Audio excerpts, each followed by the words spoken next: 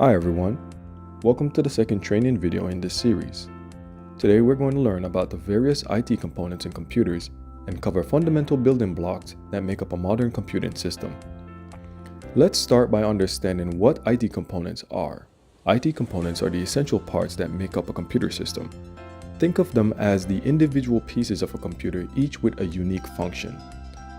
These are the basic components you need to know to work effectively today. CPU, which stands for Central Processing Unit, RAM, which stands for Random Access Memory, storage devices, motherboard, GPU, which stands for Graphic Processing Unit, PSU, which stands for Power Supply Unit, input and output devices, networking components, and cooling systems. Let's start with the CPU, often referred to as the brain of the computer, which is where computation happens. It executes instructions from software, performs calculations, and manages your data. Then there is RAM, or Random Access Memory. This is the computer's short-term memory. It stores data that the CPU needs to access quickly. The more RAM a computer has, the more efficiently it can handle multiple tasks simultaneously. Next, you have storage devices, where data is stored for the long term. Think of your pictures, documents, and saved music files. Even files stored in the cloud is resting on a storage device somewhere. Hard disk drives and solid-state drives are common types of storage. Solid-state drives, usually referred to as SSDs, are faster than the traditional hard drives, making them increasingly popular.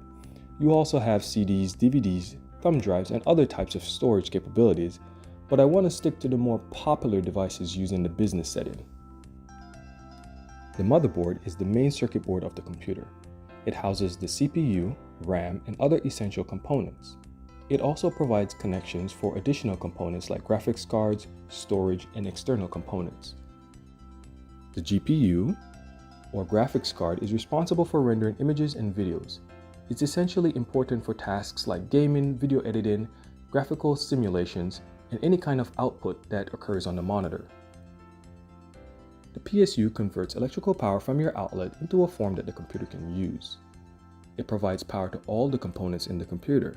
This is also referred to as a power supply, but don't confuse this for the UPS, or uninterrupted power supply, mainly used to supply power in the event of a power outage.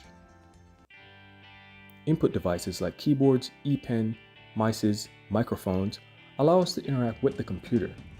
Output devices like monitors, VR glasses, printers, and even speakers display or push out information from the computer. Networking components, such as network interface cards, also called NICs, routers, switches, and servers, enable computers to communicate with each other over networks like the internet.